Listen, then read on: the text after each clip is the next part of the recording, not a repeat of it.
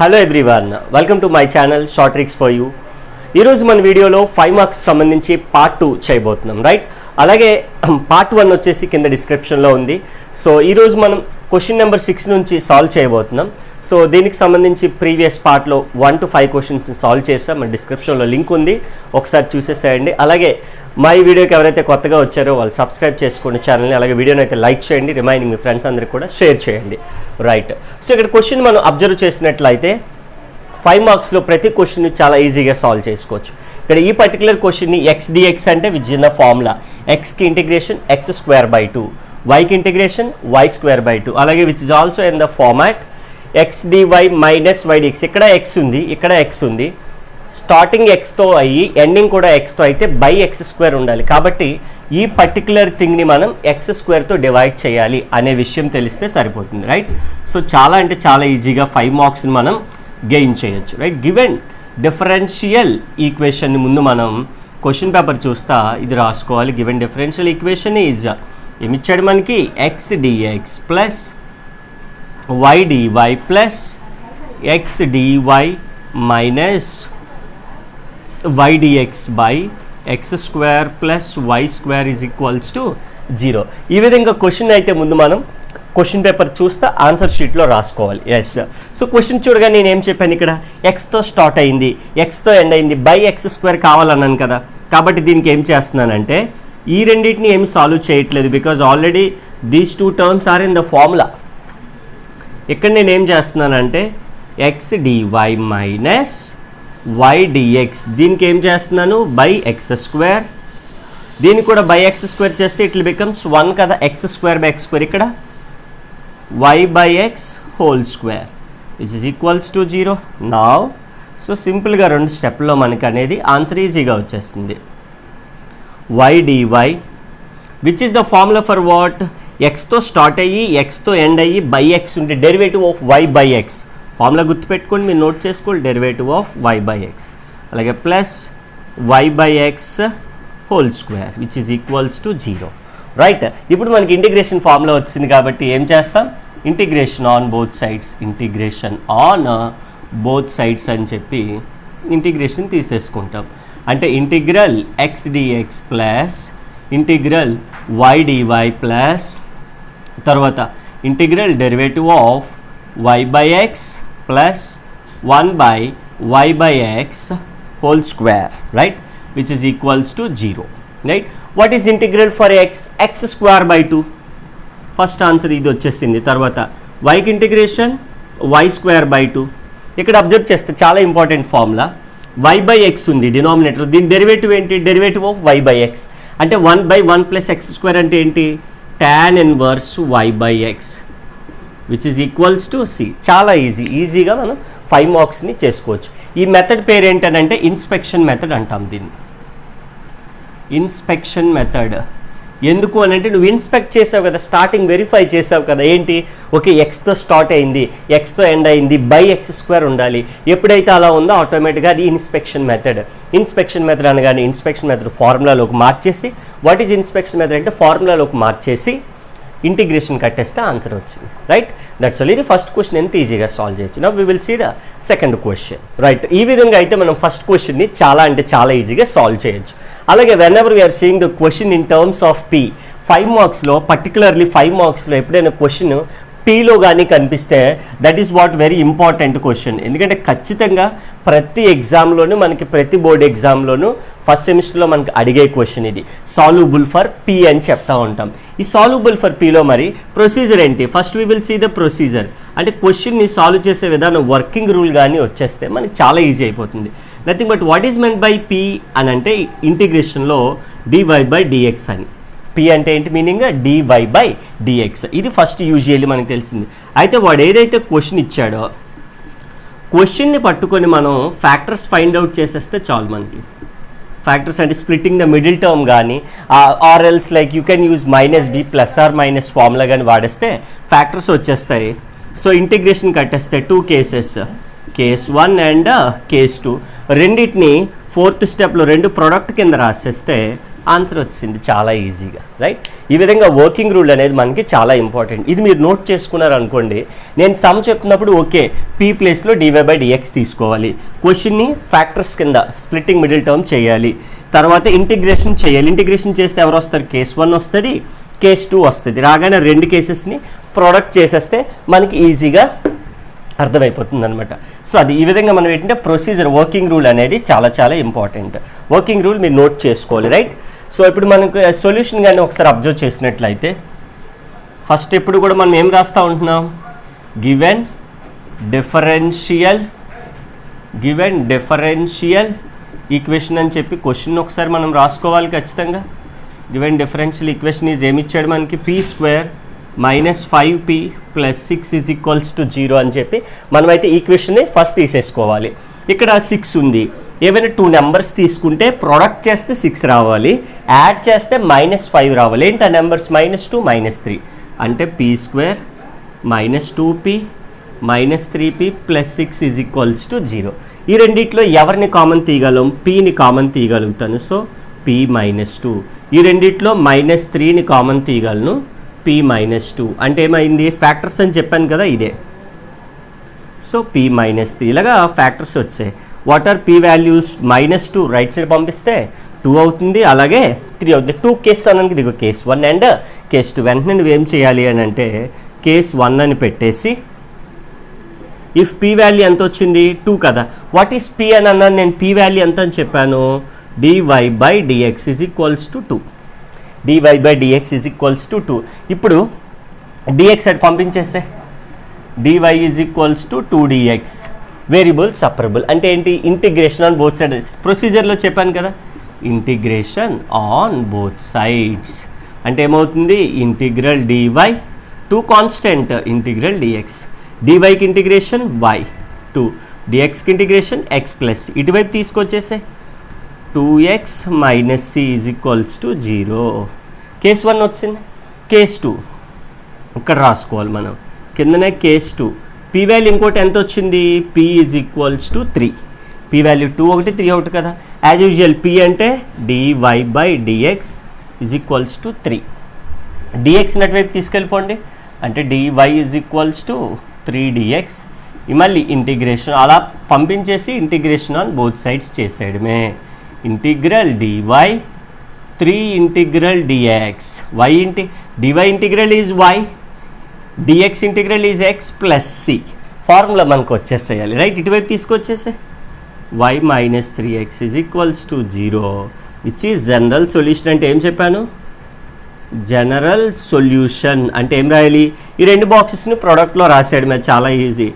y - 2x - c, y - 3x - c ఇలా రెండు రాసేస్తే ఈజీగా ఆన్సర్ వచ్చేస్తుంది మనకి, right? This is what soluble for p. చాలా అంటే చాలా ఈజీ. ఫస్ట్ ఏం చేయాలి మనం? p వాల్యూ కట్టాలి, case 1 and case 2, right? Now we will see the next question. ఇది 7th క్వశ్చన్. 8th క్వశ్చన్ చూద్దాం ఇప్పుడు మైట్. సో ఈ విధంగా అయితే మనం లైక్ 7th క్వశ్చన్ కూడా కంప్లీట్ చేసుకున్నాం, అది సాల్యుబుల్ ఫర్ p. అలాగే ఇప్పుడు నెక్స్ట్ మోడల్లో అబ్జర్వ్ చేసినట్లయితే మనకి ఈ పర్టికులర్ క్వశ్చన్లో solve y - xp × p - 1 = p. ఈ క్వశ్చన్ అనే కదా, ఈ టైప్ ఆఫ్ ఏ క్వశ్చన్ అయినా మనం క్లారైట్స్ ఈక్వేషన్ అని పిలుస్తాం. ఎందుకు, ఎలా చూడగానే మనం క్లారైట్స్ ఈక్వేషన్ అని పిలిచాం అనేది చాలా చాలా ఇంపార్టెంట్. ఇక్కడ మనకి ఎవరు ఉన్నారు? xp, ఇక్కడ y.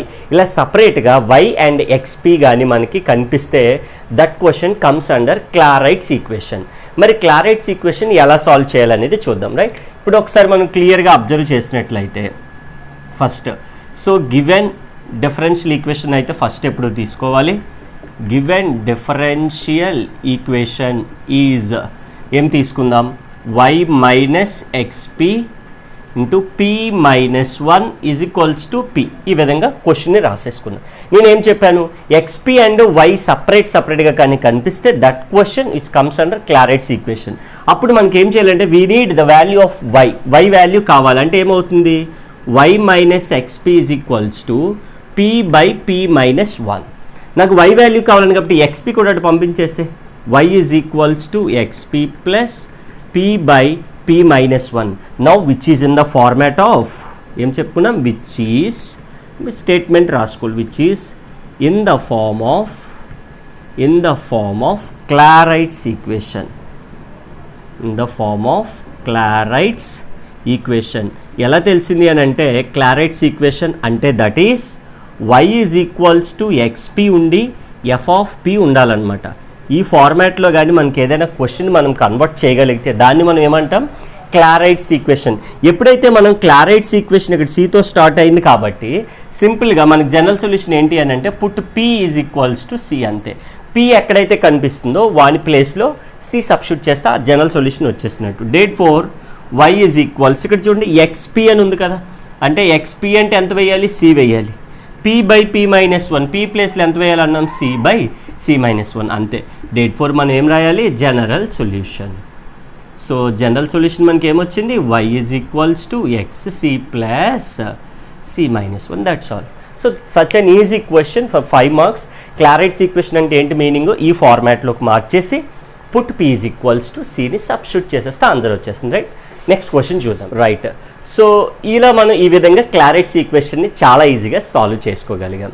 ఇప్పుడు ఈ క్వశ్చన్ కానీ అబ్జర్వ్ చేస్తే చాలా చాలా ఇంపార్టెంట్. 3 times ఒక వేరియబుల్ రిపీట్ అవుతూ ఉంటుంది. చూడండి ఇక్కడ y న్యూమరేటర్లో, కంప్లీట్ న్యూమరేటర్లో y అండ్ y ఇలా 3 times ఏదైనా ఒక వేరియబుల్ కానీ రిపీట్ అయితే దాన్ని మనం బెర్నూలియస్ ఈక్వేషన్ అని పిలుస్తాం. బెర్నూలియస్ డిఫరెన్షియల్ ఈక్వేషన్ అని చెప్పి పిలుస్తాం. మరి బెర్నూలియస్ డిఫరెన్షియల్ ఈక్వేషన్కి మనకి వర్కింగ్ రూల్ తెలియాలి కదా. సో ఇందులో వర్కింగ్ రూల్ ఏంటి అని అంటే రైట్ సైడ్ ఎవరైతే ఇప్పుడు y ఇక్కడ y టర్మ్ ఎంత ఉంది, y పవర్ 6 ఉంది కాబట్టి దాంతో మనం డివైడ్ చేయాలి. Divide with y power 6 first step. ఎప్పుడైతే డివైడ్ చేసావో సబ్స్టిట్యూషన్ ఒకటి చేయాలి ఖచ్చితంగా. సబ్స్టిట్యూషన్ చేయగానే what you will get, linear differential equation. ఎప్పుడైతే లీనియర్ డిఫరెన్షియల్ ఈక్వేషన్ వచ్చిందో what we use to find out, if plus general solution. So if అంటే మనకు తెలుసు e to the power integral pdx. మనకి లీనియర్ డిఫరెన్షియల్ ఈక్వేషన్కి సంబంధించి previous పార్ట్లో మనం already 4 questions చేసాము. ఒక్కసారి కింద డిస్క్రిప్షన్లో ముందు పార్ట్ అయితే ఉంది, పార్ట్ నెంబర్ 1 for 5 marks. అది ఒకసారి వెరిఫై చేసేస్తే మీకు ఈ క్వశ్చన్ డెడ్ ఈజీగా వచ్చేస్తుంది, right. So this is what working rule for the Bernoulli's differential equation. So మనకి ఐడెంటిఫికేషన్ అనేది చాలా ఇంపార్టెంట్. సో బెర్నూలియస్ అని నేను ఎలా చెప్పానంటే క్వశ్చన్ని బై సీయింగ్ ద క్వశ్చన్, పవర్లో మనకి 3 different type ఆఫ్ వేరియబుల్స్ ఉన్నాయి. ఎక్స్ ఉంటే ఎక్స్ అంటాం, వై ఉంది కాబట్టి అక్కడి నుంచి మనకి ఈజీగా చేసేస్తాం. సో ఫస్ట్ మనం అబ్జర్వ్ చేసినట్లయితే, so given differential equation. So వాడు ఇచ్చిన ఈక్వేషన్ అయితే ముందు మనం తీసుకోవాలి ఆన్సర్ షీట్లో. సో ఈజ్ ఏమిచ్చాడు మనకి, dy by dx plus y by x. అలాగే ఈ క్వశ్చన్ మనం అబ్జర్వ్ చేస్తే 10 marks కింద అడుగుతూ ఉంటాడు జనరల్గా. అంటే linear Bernoulli's they use to give for 5 marks, ఎక్కువగా 5కి అడుగుతూ ఉంటాడు. ఈ పర్టికులర్ క్వశ్చన్ ఏంటంటే కొద్దిగా లెందీగా ఉండొచ్చు, బట్ మాకు ఖచ్చితంగా మనం మార్క్స్ అనేవి వచ్చేస్తూ ఉంటాయి, మన ప్రొసీజర్ అని వచ్చేస్తాయి. ఫస్ట్ ఏం చెప్పాం statement, divide with y power 6 on both sides. ఎందుకు చేయాలో కూడా చెప్పాను, y ఇక్కడ y ఉండకూడదు కాబట్టి డివైడ్ చేసేయాలి. అంటే ఇక్కడ ఏమవుతుంది, y power 6 dy by dx plus y by x. మనకేం కావాలి, y పవర్ 6తో డివైడ్ చేయాలి. ఇక్కడ x² y power 6. Now these 2 will gets cancel. ఇంకా ఎంత మిగిలింది మనకి, 1 by y power 6 dy by dx plus ఒక y, ఇక్కడ కూడా ఒక y క్యాన్సిల్ అయితే y power 5 1 by x till we have x². ఇది సెకండ్ స్టెప్, సబ్స్టిట్యూట్. ఇది ఫస్ట్ స్టెప్ అయిపోయింది. సెకండ్ స్టెప్ ఏం చెప్పాను, సబ్స్టిట్యూషన్ అన్నాం. ఇక్కడ what is 1 by x coefficient మనకి 1 బై 5 ఉంది కదా, దాన్నే మనం లెట్ 1 బై y పవర్ 5 ఏదైతే ఉందో let it be some Z అనుకుంటాం. ఏదో వేరియబుల్ XYలు ఉన్నాయి కాబట్టి జెడ్లోకి మార్చుకున్నాం. డెరివేటివ్ కట్టేసేయండి, ఆన్సర్ మనకి లీనియర్లోకి మారిపోతుంది. Differentiate with respect to x on both sides.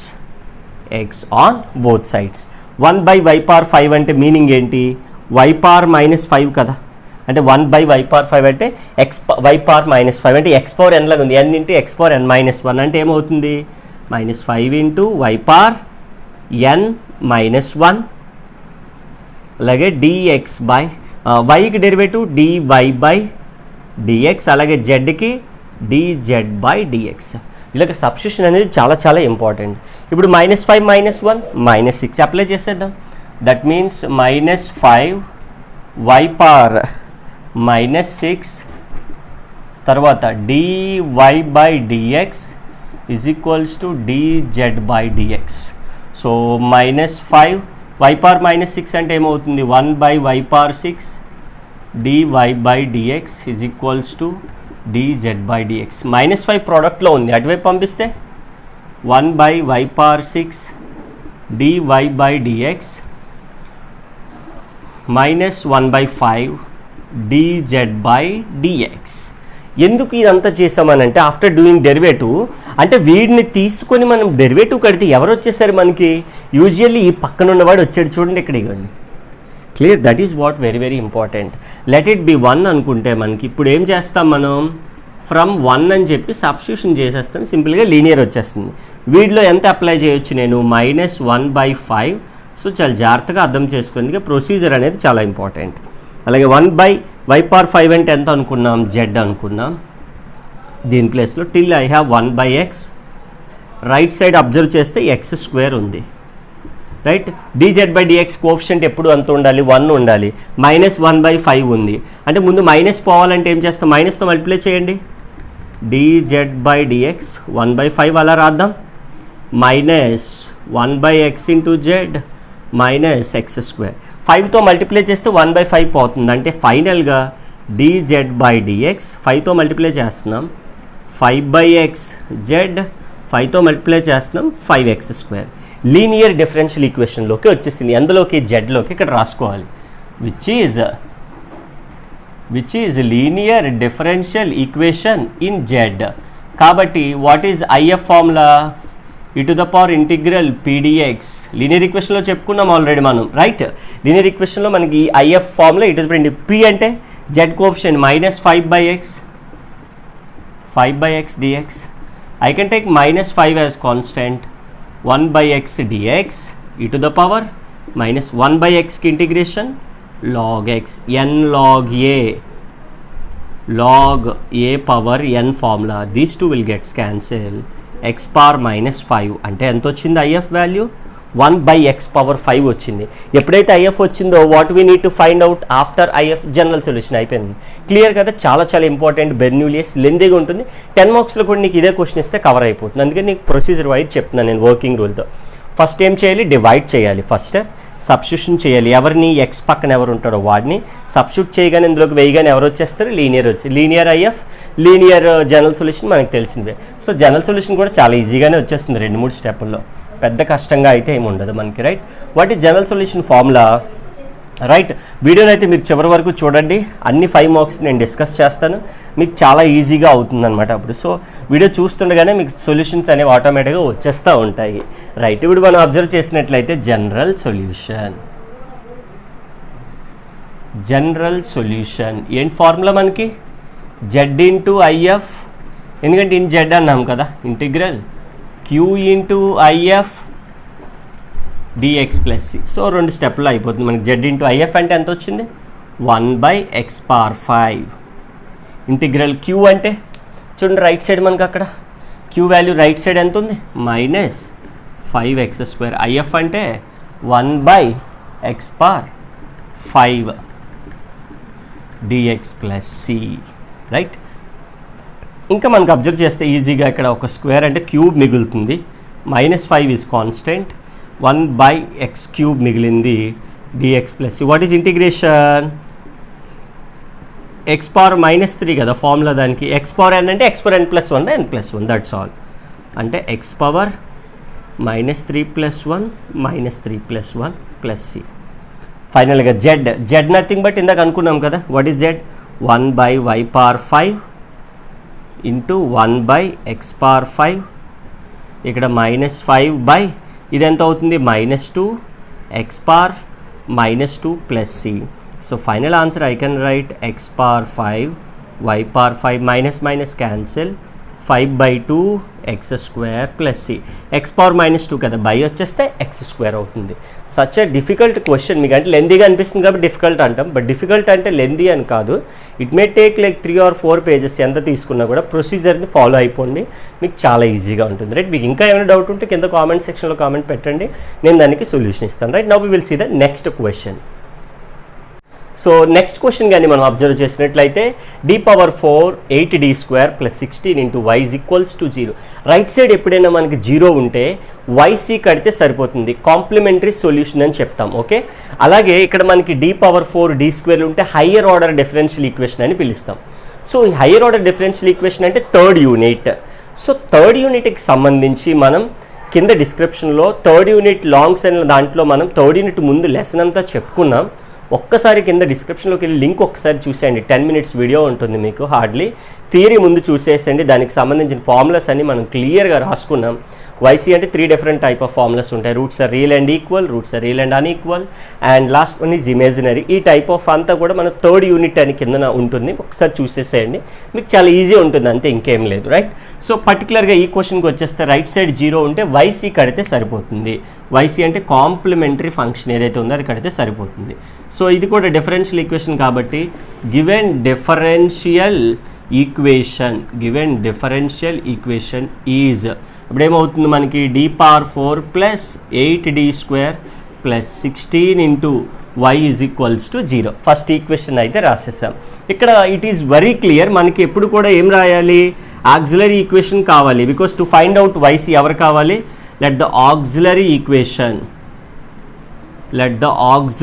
Equation be ఏమనుకుంటామంటే దాన్ని f(m) అంటామన్నమాట, అంతే, ఇంకేం లేదు. అంటే d ప్లేస్లో m పెట్టేసాడు మీద. That means what we're getting m⁴ + 8m² + 16. y తీసుకోవాల్సిన అవసరం లేదు, because we need to get quadratic equation కానీ క్యూబిక్ ఈక్వేషన్ కానీ ఇలాగ బై క్వాడ్రాటిక్ కానీ కావాలి మనకి, అందుకని y అవసరం లేదు. ఇక్కడ అబ్జర్వ్ చేస్తే ఈక్వేషన్ని m⁴ అంటే m² రాయొచ్చు. ఇక్కడేమవుతుంది 16 నథింగ్ బట్ 4² రాయొచ్చు. ఇక్కడ కూడా 2ab ఉంది, అంటే దీన్ని మనం m² + 4² కింద రాసుకోవచ్చు. చాలా ఇంపార్టెంట్. ఎక్స్పాండ్ చేయడం కావాలంటే a + b² a² + b² + 2ab a² m² m⁴ b² 4² 16 2ab 2 4s are 8 8 × m² 8m² సరిపోయింది కదా. స్క్వేర్ అన్నాడు, స్క్వేర్ అంటే ఏంటి, 2 times రాయొచ్చు అదే టర్మ్. అంటే ఏంటి, m² + 4 ఒకసారి, m² + 4 ఇంకొకసారి, 2 times. ab = 0, a = 0, b = 0. That means m² + 4 = 0, m² + 4 = 0. Right, ఇప్పుడు మనం అబ్జర్వ్ చేస్తే m² + 4 అన్నాడు కాబట్టి +4 అటువైపు వెళ్తే -4 స్క్వేర్ నథింగ్ బట్ √4. అంటే అప్పుడు ఏమవుతుంది, +or-2i. 4 అంటే 2, రూట్లో మైనస్ ఉంది కాబట్టి i. 4 అంటే మనకి నథింగ్ బట్ 2² అన్న 4, -2² అన్న 4 కాబట్టి +or-2. అలాగే ఇక్కడ కూడా ఇంకొక కేసులో కూడా ఏమొచ్చింది మనకి, m² = -4. ఈ కేసులో సేమ్ అది కూడా ఇదే వచ్చింది కదా, √(-4) m అంటే +or-. రూట్స్ ఆర్ ఏమొచ్చాయి, ద రూట్స్ ఆర్